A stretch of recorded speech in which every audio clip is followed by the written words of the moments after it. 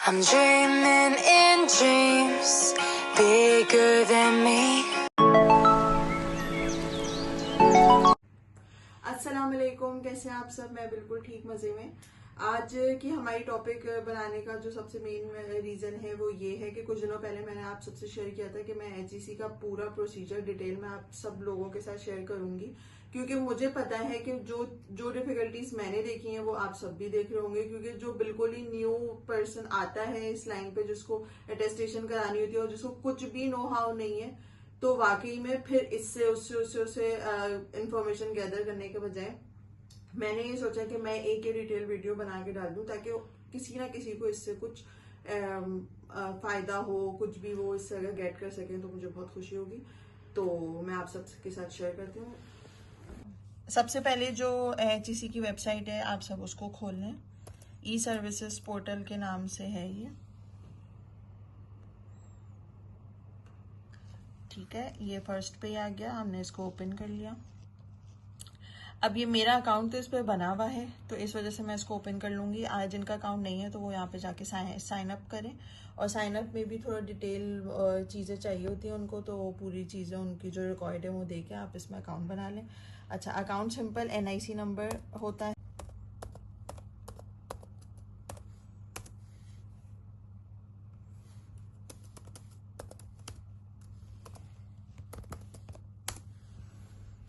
अच्छा, अब मेरा प्रोफाइल यहाँ पे खुल चुका है, आप सब देख सकते हैं।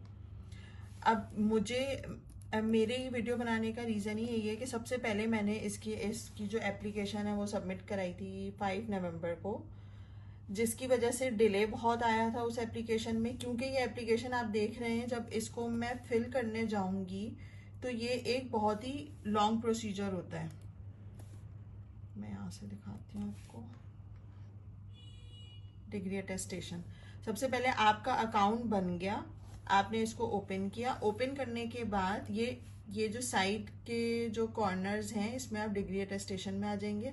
यहाँ से आप लिखेंगे कंफर्म, इसको करके ये सारे रूल्स एंड रेगुलेशंस है उसको अच्छे से थॉरोली इसको पढ़ लें, क्योंकि इसकी जो इन्फॉर्मेशन है वो आपकी काम इस तरीके से आएगी कि इसमें एक एक चीज़ बताई हुई है कि आपको क्या क्या चीज़ें चाहिए। आपकी डिग्री HEC से होने से पहले कहाँ से अटेस्ट होनी चाहिए, आपकी यूनिवर्सिटी से लाजमी उसमें स्टैम्प, डिग्री करवा रहे हैं तो डिग्री में होनी चाहिए, ट्रांसक्रिप्ट करा रहे हैं तो ट्रांसक्रिप्ट में यूनिवर्सिटी से अटेस्ट होनी चाहिए वो। देन आप इसको यहाँ से आई कन्फर्म में टिक मार्क कर देंगे और फिर आप आगे प्रोसीड करेंगे। कर लिया। यहाँ पे जो है, अच्छा, इनको पिक्चर भी बहुत नॉर्मल, बहुत सिंपल सी रिक्वायर्ड होती है। कोई थोड़ी सी अगर फैंसी पिक्चर लगा दें तो वो उसको रिमूव करवाते हैं, तो बहुत सिंपल अपनी पिक्चर रखें। उसके बाद आप ये सब चीज़ें, इन्फॉर्मेशन आप लोग देख रहे होंगे कि नेम है, फर्स्ट नेम, मिडिल नेम, सारी चीज़ें, सारी इन्फॉर्मेशन ये फर्स्ट स्टेप में आपको देनी है। मेलिंग एड्रेस है, पोस्टल एड्रेस है, कंट्री, सिटी, डिस्ट्रिक्ट, ये सब चीज़ें यहाँ पे मेंशन करनी होती है। मेंशन करने के बाद जब आपने पूरी मेंशन कर दी, उसके बाद आप आ जाएंगे नेक्स्ट स्टेप में। अच्छा, नेक्स्ट स्टेप में एक ये नया पेज खुल गया। यहाँ पे है add details of your degree. तो अब इसमें हमें कंप्लीट डिटेल्स देनी होती है, सिर्फ डिग्री की नहीं देनी होती। यहाँ पे शुरू में मुझसे भी थोड़ी मिस्टेक हुई थी कि मैंने एक ऑप्शन फिल किया, एक जैसे बॉक्स फिल किया। आप इसको देख सकते हैं यहाँ से, अगर मैं आपको दिखाऊं तो बैचलर 16 डिग्री प्रोग्राम, इसको मैंने फिल किया और यहाँ से नेक्स्ट पे आ गई।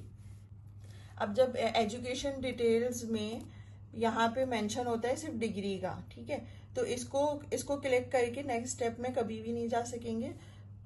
हमेशा ये करना होता है कि अगर एक स्टार्ट से आप शुरू करें, आप सबसे पहले अपना स्कूल का डालें, स्कूल की सारी इंफॉर्मेशन इसमें लिखें, क्या था, स्टार्ट डेट क्या थी, डिग्री का मतलब उसका नाम क्या था, सर्टिफिकेट का। वो करने के बाद आपको यहाँ से इधर आएगा, जो ऑप्शन होगा वो सेव का होगा। सेव जैसी करेंगे तो आपकी दूसरी एजुकेशन डिटेल्स खुल जाएंगी, मतलब इंटरमीडिएट की। उसको पूरा थॉरली फिल करने के बाद फिर आप सेव करेंगे तो फिर आपकी add details of your degree, ये वाला ऑप्शन खुलेगा। फिर आप इसमें अपनी सारी डिटेल्स डाल दें, उसके बाद आप इसको एंटर कर दें।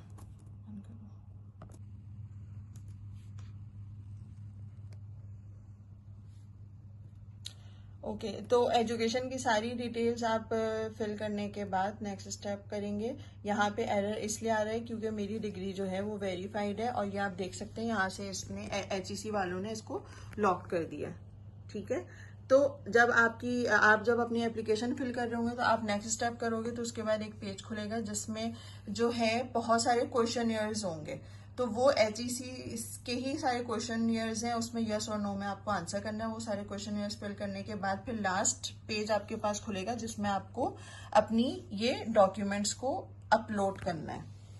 ठीक है, एजू डिटेल्स ऑफ डिग्री हो गया, अटेस्टेशन डिटेल्स हुई। अटेस्टेशन डिटेल्स में आपके पास ये जो है इसमें क्वेश्चनियर्स आएंगे काफी सारे, वो फिलअप करने के बाद फिर आप जब डॉक्यूमेंट अपलोड में आएंगे तो वो एक पूरा पेज खुल जाएगा की इन्फॉर्मेशन देनी है, और फिर आपको नेक्स्ट स्टेप में जाना है जिसमें अटेस्टेशन डिटेल्स आएंगी। तो उसमें सारे क्वेश्चनियर्स होंगे। वो क्वेश्चनियर्स आई रिमेम्बर के इसमें जो है वो पूछते हैं कि पर डॉक्यूमेंट फीस 1000 है। आपने एक डॉक्यूमेंट करना है तो आप 1000 पे क्लिक करेंगे, आपकी 2 डॉक्यूमेंट है तो आप 2000 पे क्लिक करेंगे। यहाँ पे मैं एक चीज आपको बता दूं कि नॉर्मल और अर्जेंट ये 2 इनके क्राइटेरियाज होते हैं, वॉक इन मोड और नॉर्मल।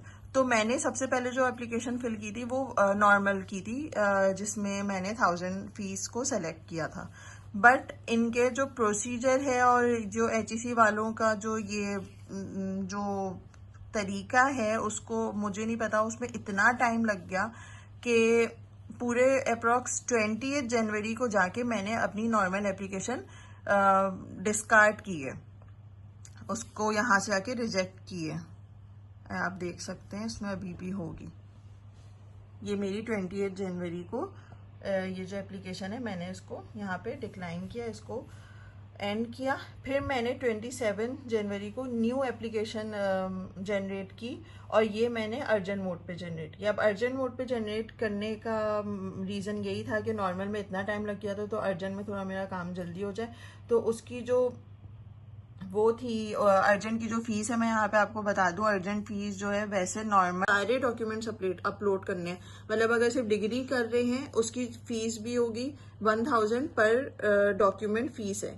ठीक है, तो अगर आप सिर्फ डिग्री कर रहे हो तो डिग्री को मेंशन करोगे और उसके साथ उसके रेलेवेंट डॉक्यूमेंट्स जो होते हैं वो बताते हैं कि जैसे आपने मैट्रिक की educational documents from matric to your degree. ठीक है, तो मैट्रिक का सर्टिफिकेट, मैट्रिक की मार्कशीट, इंटर का सर्टिफिकेट, इंटर की मार्कशीट, उसके अलावा डिग्री है, ट्रांसक्रिप्ट है। अगर आप फार्मासिस्ट हो तो जैसे मैंने अपना लाइसेंस अपलोड किया था, अगर आप इंजीनियर हो तो आप इंजीनियरिंग लाइसेंस अपलोड कर देंगे, और इसके अकॉर्डिंग सारी चीजें आपको अपलोड करनी होती हैं। अब जैसे अगर आप मैरिड हो तो आपको मैरिज सर्टिफिकेट भी अपलोड करना होता है, क्योंकि नाम चेंज किया हुआ होता है तो इस पर्पस के लिए मैरिज सर्टिफिकेट भी चाहिए होता है। अच्छा, अब ये सब चीजें जब आप अपलोड कर दोगे तो फिर आपकी जो एप्लीकेशन है वो सबमिट हो जाएगी। अब यहाँ पे बीच में कुछ चीजें जो हैं वो लोग जो हैं वो मिस कर देते हैं, जिसकी वजह से एप्लीकेशन जो है वो इन प्रोसेस बहुत टाइम ले लेता है, प्रोसेसिंग में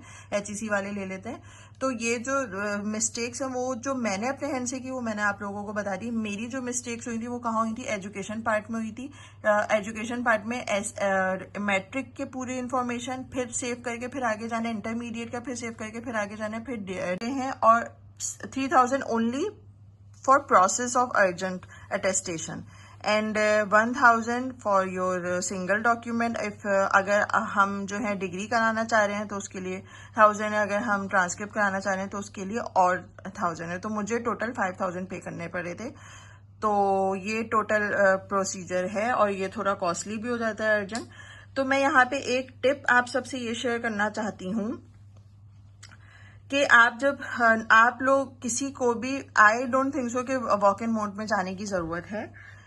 नॉर्मल मोड ही सेलेक्ट करें। नॉर्मल मोड सेलेक्ट करने के बाद जब आपकी एप्लीकेशन सबमिट हो जाएगी, जब आपके पास मैसेज आ जाएगा HEC से कि आपकी एप्लीकेशन सबमिट हो गई है, और वो आपको आपकी एप्लीकेशन का रेफरेंस नंबर दे देंगे। जैसे ये आप लोग सब देख सकते हैं यहाँ पे, ये मेरे पास 2 रेफरेंस नंबर है क्योंकि मैंने पहली जो है अपनी एंड कर दी थी और फिर दूसरी दोबारा जनरेट की थी, तो ये 2 हैं। आपके पास जब आपके मोबाइल में आपके एप्लीकेशन का रेफरेंस नंबर आ जाएगा, जैसे ही फर्स्ट डे आपने एप्लीकेशन सबमिट किया उसके दूसरे दिन ही आप चले जाओ HEC ऑफिस। अगर आप कराची से हो तो कराची में HEC ऑफिस है, स्टेडियम रोड के पास है, उसकी लोकेशन ऑन करके आप वहाँ पे चले जाओ। वहाँ 9 बजे 9:30 बजे आई थिंक ऑफिस खुलता है। वहाँ जाने के बाद आप डायरेक्ट एंटर होने के बाद डायरेक्ट एक मेन ऑफिस है, मिरर के अंदर कुछ लोग बैठे होते हैं।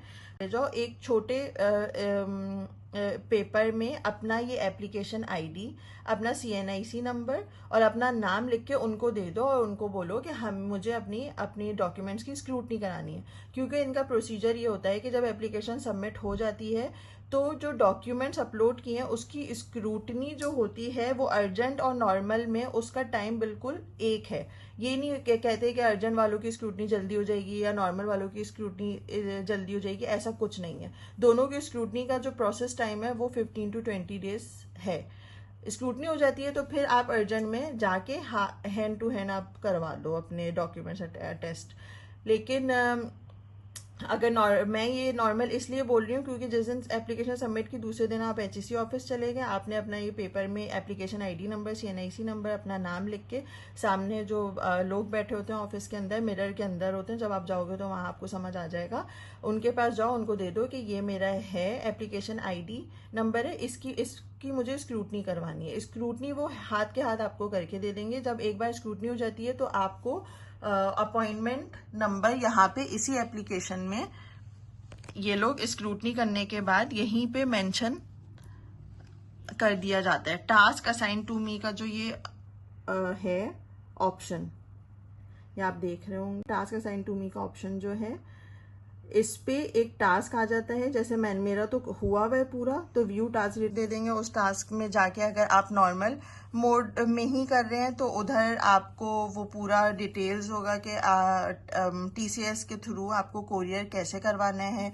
यहाँ पे आपको एक फॉर्म आ जाएगा आपके पास, ये इस एरिया में फॉर्म दे देंगे। उस फॉर्म का प्रिंट आउट निकाल के, उसमें चालान है, सब चीज़ें उसमें होती हैं। प्रिंट आउट निकालने के बाद आपने उस फॉर्म के साथ उनके सारी जो डॉक्यूमेंट्स हैं उसको रखने हैं और TCS करा देना है इनके ऑफिस में। तो TCS एक बार हो जाता है तो आपको जो है उसका रिप्लाई विदिन 5 to 6 डेज में मिल जाएगा। ये नॉर्मल मोड की मैं बात कर रही हूँ।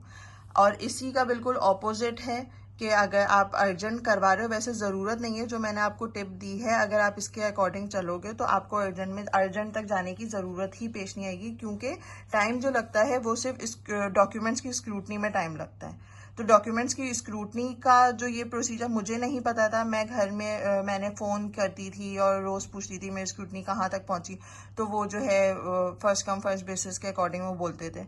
लेकिन आप वहाँ एक बार चल के खुद चले जाओगे तो वो हाथ के हाथ आपको करके दे देंगे स्क्रूटनी हो गई तो आपके हाथ में है सब चीज़ें, आप तो फ़ौरन से करवाओ और अपना जो भी डॉक्यूमेंट है वो आपके टेस्ट होके आपके घर TCS के थ्रू आ जाएगा। इसमें कोई भी डिफिकल्टी नहीं होगी और वो 1000 फीस है, सिर्फ वो पे करो और आप सबका काम हो जाएगा इसमें। अब ये हमारा मेन काम तो हो चुका है। अब हमने खाने की थोड़ी तैयारी कर ली है क्योंकि बहुत भूख लग रही है और टाइम जो है वो आई थिंक 3 बज चुके हैं। तो बस अब हम थोड़ा सा खाते हैं, अपनी पेट पूजा करते हैं और फिर हम सो जाएंगे क्योंकि बहुत थक चुके हैं हम लोग भी। आज सुबह से ही जाग गए थे, उठ गए थे, थोड़े काम वाम थे।